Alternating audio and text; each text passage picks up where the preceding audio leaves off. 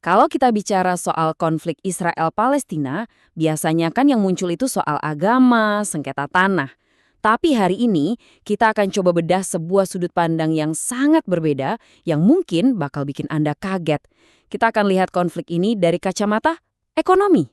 Oke, pertanyaan dasarnya kan ini. Kenapa sih setelah puluhan tahun, setelah begitu banyak kehancuran, konflik ini kayak nggak ada habisnya? Sumber yang kita analisis kali ini mencoba menjawab pertanyaan besar itu. Jadi, menurut sumber ini, narasi soal agama dan tanah itu memang penting. Tapi itu belum cerita lengkapnya. Katanya ada lapisan lain yang tersembunyi. Sebuah mesin ekonomi raksasa yang justru dapat untung kalau konflik ini terus-terusan jalan. Oke, kita masuk ke bagian pertama. Gagasannya, perang itu sendiri adalah sebuah produk. Coba bayangin ya, kita lagi ada di sebuah pameran senjata internasional yang super canggih. Nah, di salah satu stand, ada perusahaan pertahanan dari Israel yang lagi memamerkan produk jagoan mereka. Apa itu? Drone pembunuh. Nah, disinilah klaim yang paling bikin kaget muncul. Video promosi yang mereka putar, menurut sumber ini, bukan simulasi komputer. Itu rekaman beneran loh, rekaman drone mereka pas lagi menyerang warga Palestina. Jadi, perang nyata dijadiin materi iklan. Ini membawa kita ke konsep kunci dari sumber ini, teruji di medan perang atau battle tested. Ini tuh bukan cuma istilah teknis, tapi segel marketing paling ampuh. Ibaratnya ini bukti kalau produknya beneran manjur. Dan label ini, wah bikin harganya langsung meroket di pasar global. Intinya, menurut sumber ini, setiap serangan di Palestina itu punya dua fungsi. Pertama, ya sebagai operasi militer. Tapi yang kedua, ini jadi ajang demo produk secara langsung. Membangun portofolio kehebatan senjata mereka untuk menarik pembeli dari negara-negara lain. Nah, dari sini kita lanjut ke ide berikutnya yang lebih mengerikan. Kalau senjata-senjata ini perlu diuji, di mana tempat pengujiannya?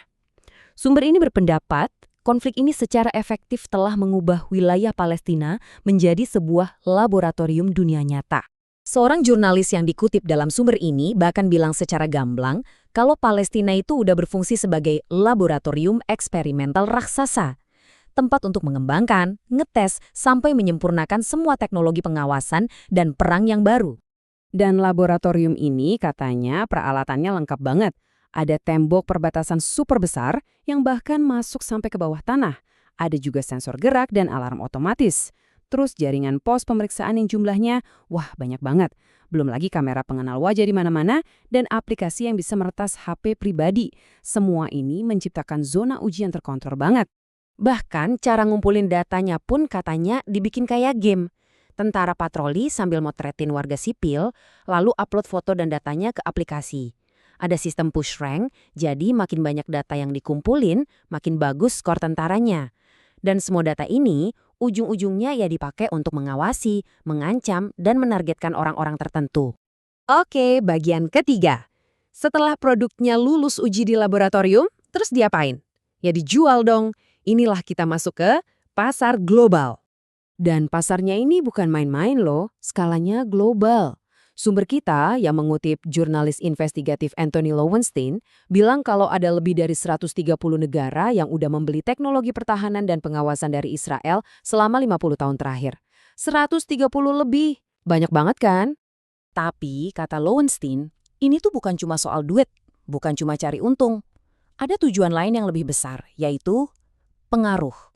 Menjual teknologi ini adalah cara untuk mencari teman dan membangun aliansi di panggung politik dunia. Gimana cara kerjanya? Menurut Lowenstein, persahabatan ini sifatnya transaksional. Contohnya, sebuah negara beli spyware dari Israel. Nah, tiba-tiba di PBB pas ada voting soal resolusi terkait Palestina, negara itu mengubah suaranya jadi lebih pro-Israel. Seolah-olah dukungan politik itu bisa dibeli lewat penjualan teknologi.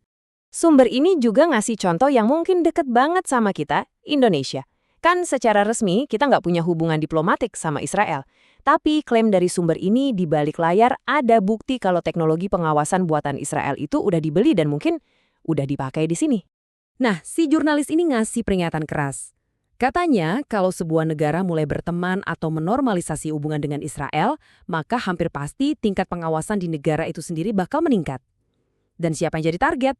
Bukan musuh negara, tapi justru para pengkritik pemerintah, jurnalis, aktivis HAM, warga sendiri. Oke, setelah lihat gambaran yang kompleks dan agak suram ini, pertanyaannya terus gimana? Apa yang bisa dilakukan? Nah, kita masuk ke bagian terakhir. Menurut sumber ini, kuncinya adalah mengubah kemarahan publik menjadi tekanan politik yang nyata. Caranya lewat apa? Lewat boikot global biar ada dampak ekonominya, lewat divestasi atau menarik investasi dari perusahaan-perusahaan yang terlibat, dan mendorong pemerintah masing-masing untuk memberlakukan sanksi. Jadi intinya adalah menciptakan tekanan politik dari dalam negeri, sampai pada titik di mana mendukung praktek-praktek ini atau membeli teknologi ini jadi sebuah langkah yang mahal secara politik bagi pemerintah. Terlalu berisiko karena rakyatnya sendiri menentang keras. Dan sebagai penutup, sumber ini nggak ngasih jawaban yang gampang, malah ninggalin kita dengan sebuah pemikiran yang dalam banget. Mungkin katanya, tugas kita yang menonton dari jauh ini adalah menjadi saksi. Saksi bahwa hal-hal seperti ini pernah terjadi. Kenapa? Supaya kita bisa memastikan hal ini tidak akan pernah terjadi lagi.